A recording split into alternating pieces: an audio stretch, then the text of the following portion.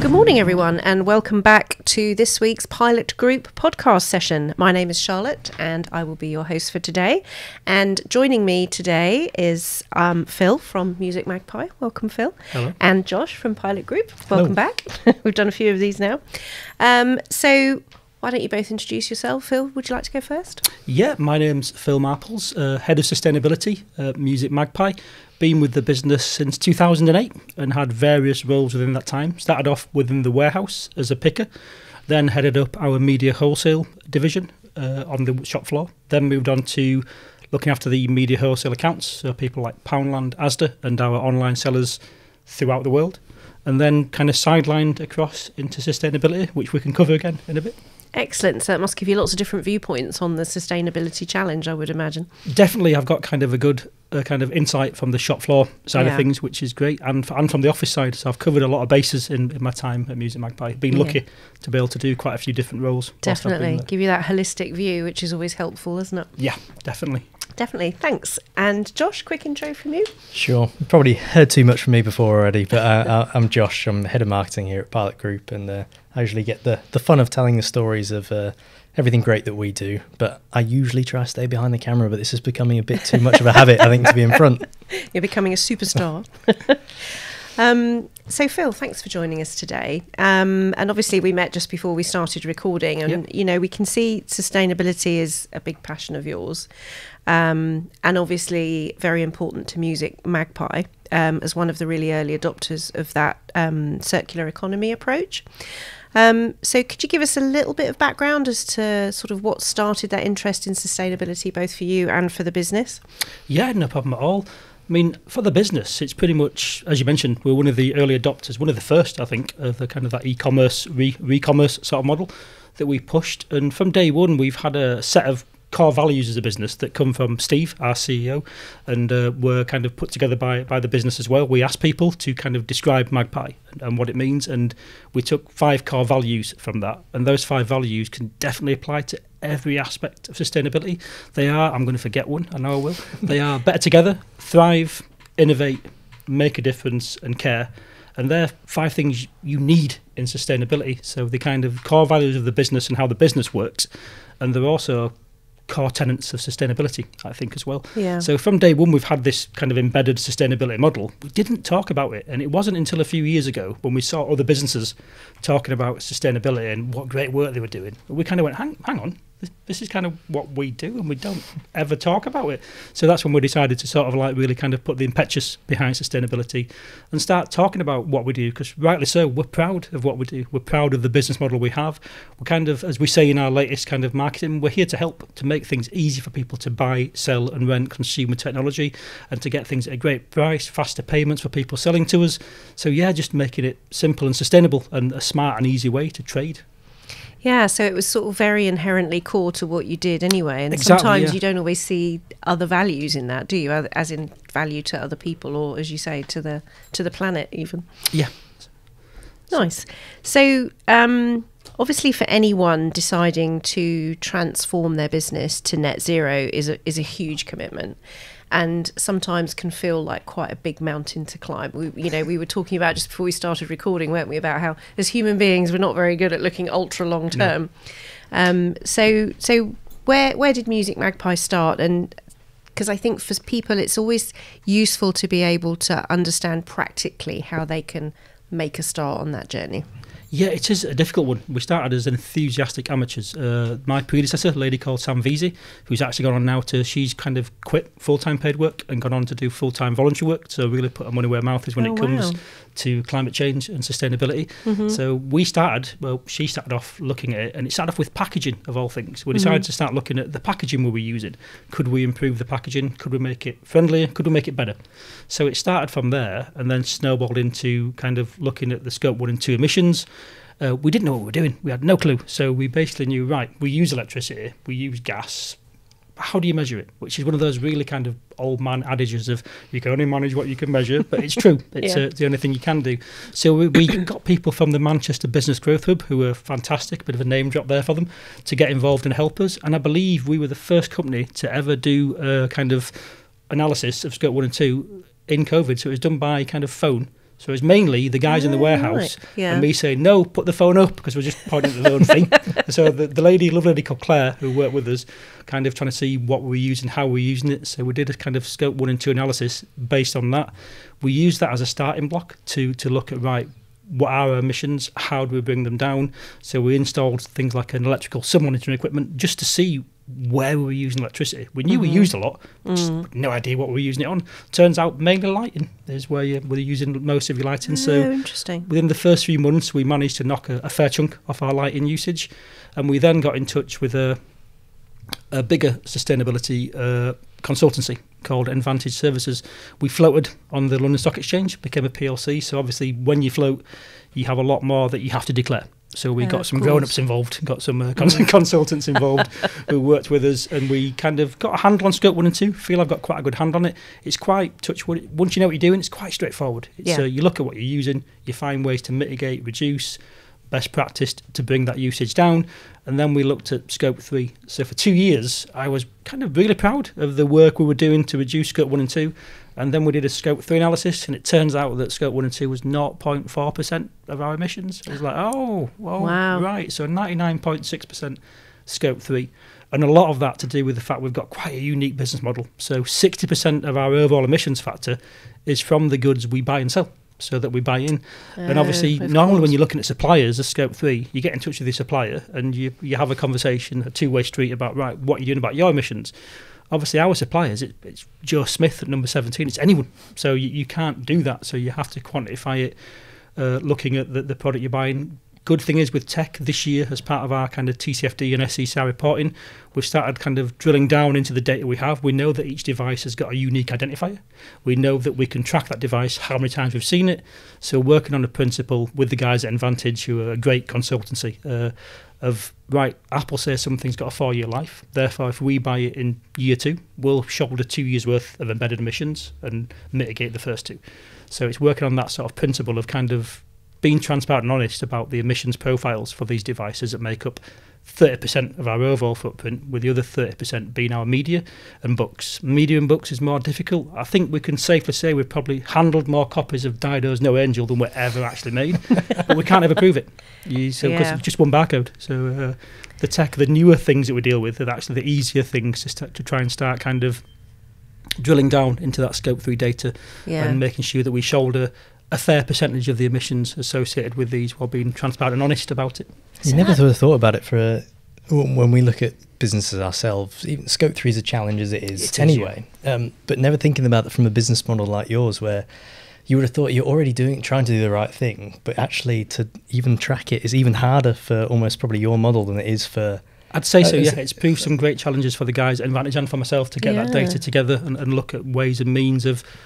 You have to be fair. You can't just go, right, all the emissions are on the kind of first person that bought it. That's it, we're not touching them. That doesn't seem a very fair and transparent way of doing things. Sure. So we're handling this product. We're handling it before it's reached its end of life. So it's only fair that we kind of take on a percentage of those emissions and record those as ours. But with the rental model now as well, we can see where we've handled a phone more than once.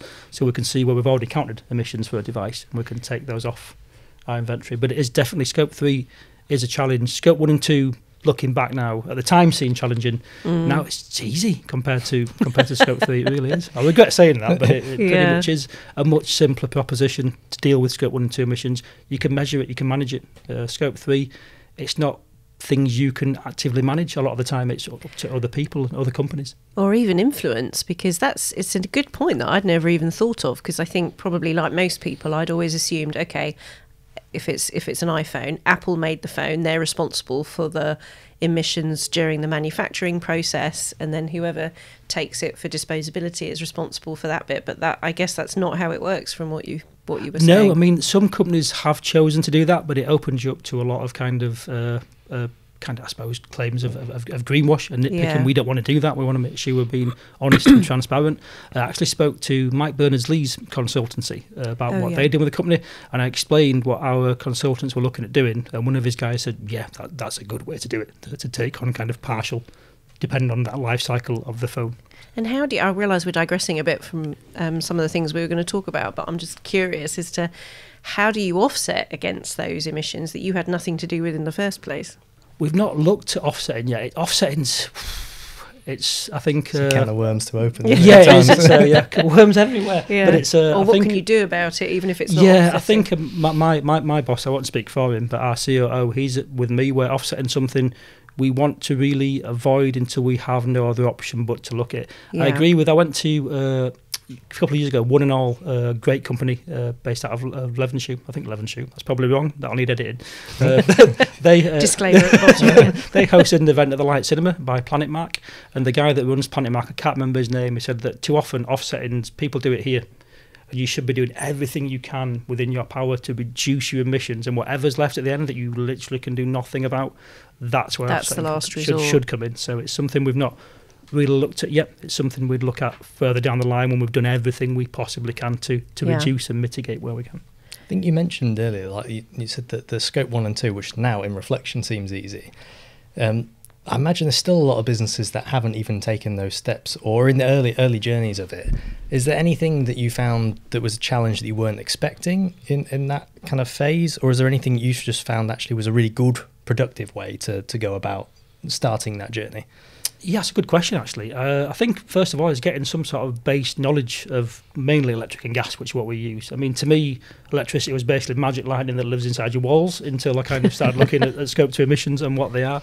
So getting a base knowledge of kilowatt hours and how they work, and I suppose monitoring it was the best thing we did. We bought some sub-monitoring equipment just because we had no idea of what we were using and where. So to have that base load and to have a company called Wibby sub-monitors we used, where you have them on your phone, I could get one of our maintenance guys to go, right, switch that off. And I'd look at my phone and see consumption drop and go, right, yeah, why is that on again? So we had lights within the building we were using that didn't need to be used. Mm-hmm. So little things, because we had them on for so long, it just became part of kind of the background noise. So when you start monitoring it and start looking and going, do we need those on? Yeah. And then you turn them off and the sea change you see is huge. And it's looking at that. And there has been challenges along the way. Obviously, we're in quite an old building and it's got some issues with the kind of age of the building. So things like voltage optimization, which could have saved us money. We had a couple of guys come in. One company that I trust implicitly said we wouldn't touch it due to the age of it. I had another guy come in who was about 10 years my senior, so mid-30s, and he just said, I'm going to have to ring my dad because I've never seen this equipment before. It's because the main income was that old, basically. Yeah. And with solar, we ran into issues where they would need to repair the roof and do work to the roof first, so that meant that the ROI just became something that, at the end of the day, we're still a business, so it has to make financial sense to do these things as well. If it was up to me, I would probably be bankrupt. I'd just sign off on everything that gave us green tech, but it's a case of you have to weigh these pros and cons, and solar at the moment, it's not a no, and same with VO, it's not a no.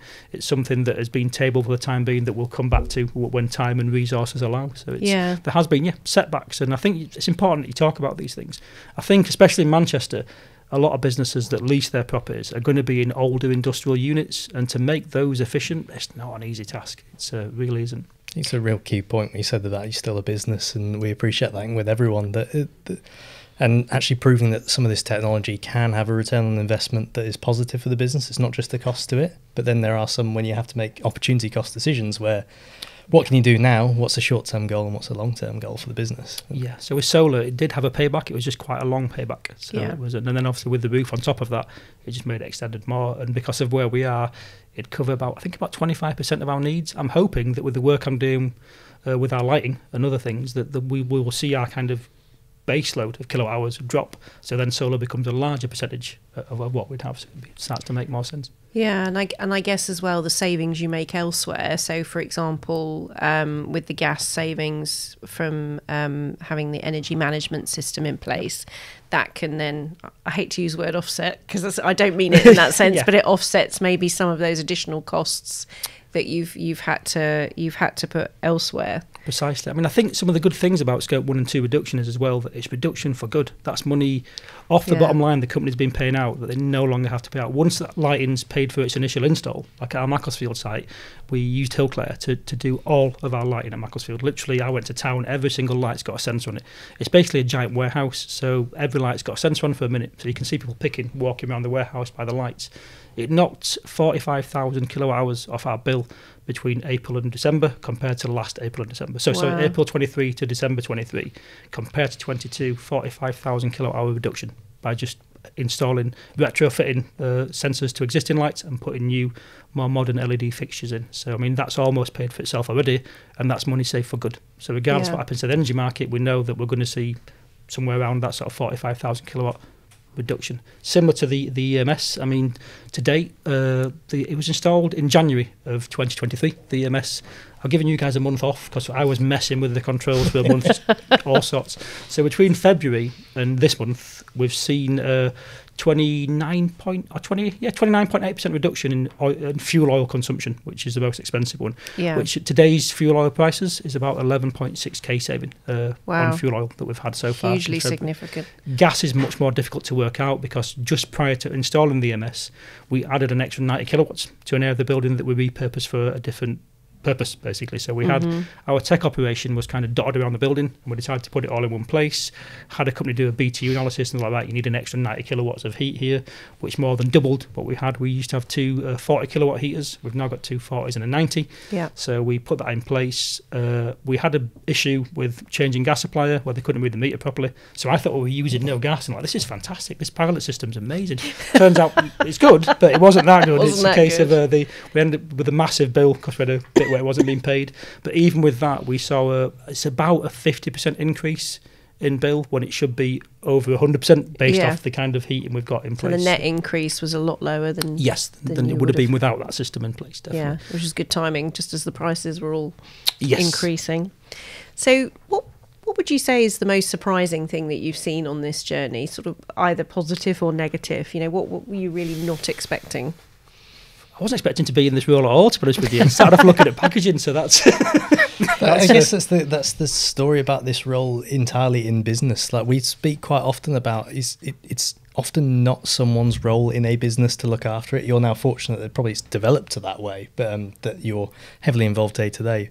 But how it actually can take someone that's not even their job on a day to day, takes an interest, actually can have a bottom line kind of saving for a business if you just take a little bit of an interest, a bit of a learning, whatever kind of journey you go on. You start looking at things that no one else looks at, like waste management. I've got so many photos of the insides of bins on my phone, it's ridiculous. So you look at things like we spent about £20,000 last year on paper towels in the operation that just go in a bin, which we pay with a bin liner in there just for that as well. So then that goes in general waste and that gets burnt. It's like, well, why are we doing this? So we spent a couple of £1,000 on hand dryers and £20,000 saving straight away and not burning something. So there's little things like that that don't necessarily get looked at on a day-to-day basis. Where you start looking at kind of waste management and looking at kind of recycling more. And there are revenue streams in recycling. Recycling what they call jazz and poly and cardboard. It can actually make a business money. So the more recycling you do on that front, you get the colleagues involved and get that buy-in from the shop floor level. But and do you ever find that there's resistance to change? Because obviously there's always resistance to change. I think we bought like a bottom empty skip for basically so we can go to Phill for our general waste. Daft as it sounds, spending a fortune on bin liners that just get thrown away and they're made out of plastic. So we're like, right, let's put our general waste in a giant skip that's bottom empty. Took 5 seconds for someone to go, those skips are rubbish. I used to have one of them, they just break straight away. It's like, here we go, sort of thing. So, but you do get a resistance to everything. The energy controls, as you can imagine, it's like the aircon wars writ large across an entire operation. People suddenly find out you've got control of the heating. You're getting phone calls at night, can you turn it up a bit? It's like, it's not cold, I've got the thing here. So it is. There are challenges. People don't like the change, but when it comes to most surprising, it's quite a difficult one actually. It's because I suppose it covers a whole range of activities, doesn't it? Both large and small. So it's a lot to think about. Yeah, it is. It's I suppose one that's kind of like a weird one is we have our, not a weird one, that's an awful way of putting it, we have our company conference every year and we give out awards based on those 5 values. So we have one kind of overall person that embodies all 5 of those values we discussed, and then we have individual awards for one of the 5 values. And they were talking about the care award and my name came up and I was like, oh, and then we had to stand up and then they did this kind of game of like guess who it is by they'll start talking about the job they do.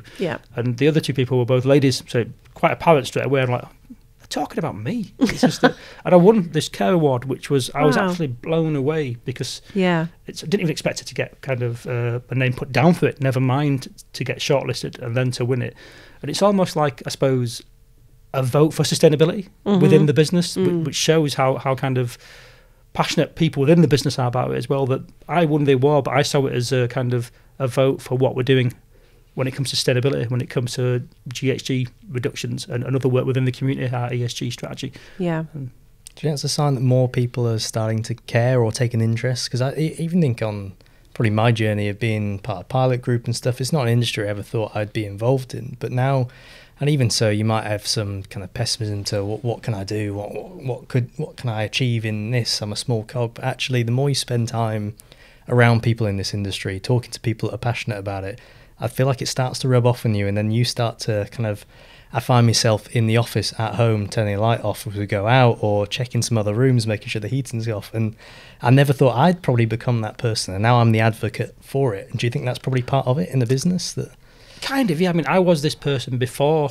the role, which is weird. So I think that's one of the reasons why Sam, my predecessor, got me involved. I've always been sort of an outdoorsy sort of person, so mountain biking, climbing, just in nature, walking dogs and that sort of thing. And then I've always cared about a massive interest in wildlife and biodiversity, flora and fauna. And then it's a cliche this, then I had kids and I looked and just thought, technically we're caretakers. We're supposed to be looking after this planet for the next generation. And pardon my French, but we're doing a really shit job of it. We're good at the take a bit. We're not so good at the care bit, I don't find. So it's to be able to kind of put something that I'm passionate about in my personal life into practice in my working life. It's been a bit of a gift, really, to kind of sideways end up in this role from someone who worked in, my background's been in all sorts of different jobs. I've done a bit of everything. But within musicMagpie, to go from sort of like a media sales, so to speak, to suddenly find myself in this position where I've got influence on the SLT and on the business to do the right thing and make the right decision, and lucky to be a part of a business that wants to do that anyway. It's been quite it's been great to be able to move into that and something that you're passionate about. Well, and something that you can measure so tangibly as well, to sort of say, look, actually, I can see I've made a difference, which is really exciting. It's a great story. It's of really someone sad. Going in a company as well and going and developing into a role which... Yeah. I mean, that's one thing I'll say. I mean, obviously my bosses are going to hear this, but I'll say, but it's not a lie. It's a case of one thing we've always been good at is that kind of it started quite small. When I started, there was about 20 people at the company within the warehouse with shopping trolleys that would borrowed from local supermarkets to pick products into.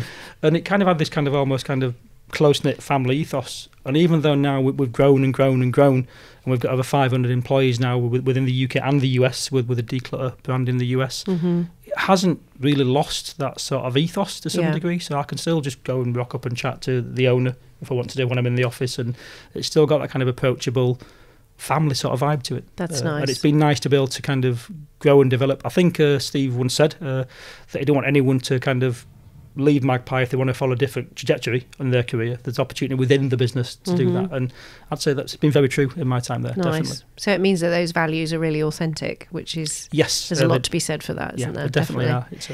So just to wrap up, because we're almost out of time, I thought it would be nice to maybe hear, what advice would you give somebody who's just starting out and perhaps like you has found themselves in this role, may or may not have a passion for it, probably do, because like you said, that's why you ended up in that role. What advice would you give them?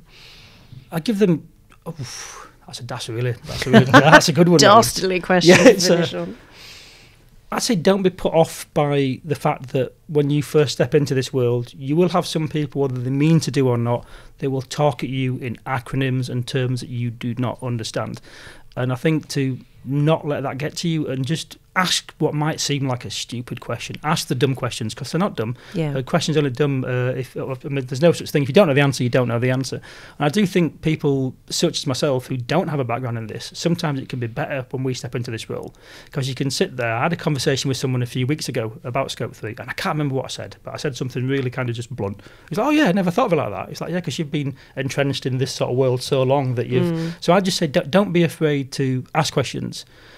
And if you don't know the answer, you don't know the answer. Ask the question and use the biggest one I can think of is no one's going to solve this alone. We have to work together, to the point where I'm working with a lovely lady called Hannah Clever, who's basically my opposite at World of Books. World of Books are technically one of our competitors. Doesn't matter. No. When it comes to sustainability and it comes to reducing emissions, we have shared issues, we have shared problems. Why wouldn't we work together to solve them? So it's about networking and building relationships is a big part of it, definitely. Well, and like you said, we all stand to benefit from it, as do our children. Yes, it's so everyone's going to benefit from it. So we would need to work together, take competition out of it. When me and Hannah talk, it's never about anything other than sustainability. So it's about taking out. Of course, we've got a similar business model. We're going to have similar issues. We're going to have similar emissions profiles. What have you done that's worked or not worked? So that's the sort of thing we'll discuss. And we're looking at combining powers, so to speak, to look at the carbon footprint of used books compared to new books, so we can better quantify our own inventories. So it is about working together, networking, not being afraid to ask what might seem like a stupid question. Yeah, and that's nice. And it follows on nicely to the next episode, actually, which is going to be with the Green Shield Group, which talks a lot, don't they, about partnering and collaboration. Yeah, and I mean, partnerships are a big part of it, I think. We've always been pretty adamant that we're a part of a wheel, a cog in a wheel, and we can't do everything perfectly. So we have to find the right people that can help us along that journey. And I think the sooner kind of, whether it's brands or whether it's people, kind of admit the fact that we have to work with people to achieve this, and if you want to hit the end goal that we all want to. And I think just before kind of we drop off, I'm interested in when you choose kind of solutions or whatever you go for, whether it was lighting, whether it's I know we've had the pleasure of working you on the EMS side.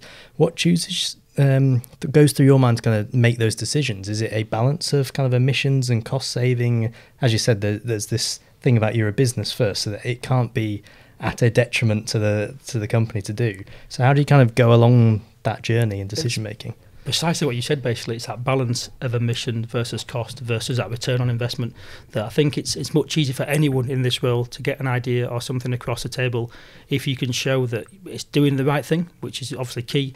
It's going to reduce our emissions, but it's also going to save us money. And I think with Scope 1 and 2, whatever you do, you're going to end up in that place that if you can control what you spend is on your kind of your burnt and your pardon me, your burnt emissions and your electricity usage, you're going to save money at the end of the day on it. So it is a case of balancing the cost versus payback versus doing the right thing. When we looked at solar, I was quite proud of the fact that when we were going to go ahead with it, we looked at some panels, and I found out these panels, the silicon from these panels, thanks to some information from a guy called Gary Bramwood at Perfect Sense Energy, who's a great guy, sent me a paper where it showed that there was a lot of, in the Uyghur province in China, a lot of the silicon came from there, and these panels we were looking at, they came from that region, and we managed to find some German panels which could prove that their silicon didn't come from that region.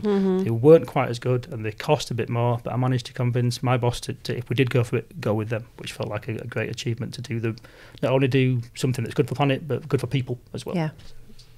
Brilliant. Well, thank you. And certainly I have to say your passion for it has come across, and I think like everyone else, it's made it really interesting. So thank you, Phill, and thank you, Josh. Thank you for your time. Thanks. Thanks for listening today, and we look forward to having you join us again next time. But for now, it's time to close the shutter on another great episode of the Not Just Hot Air podcast.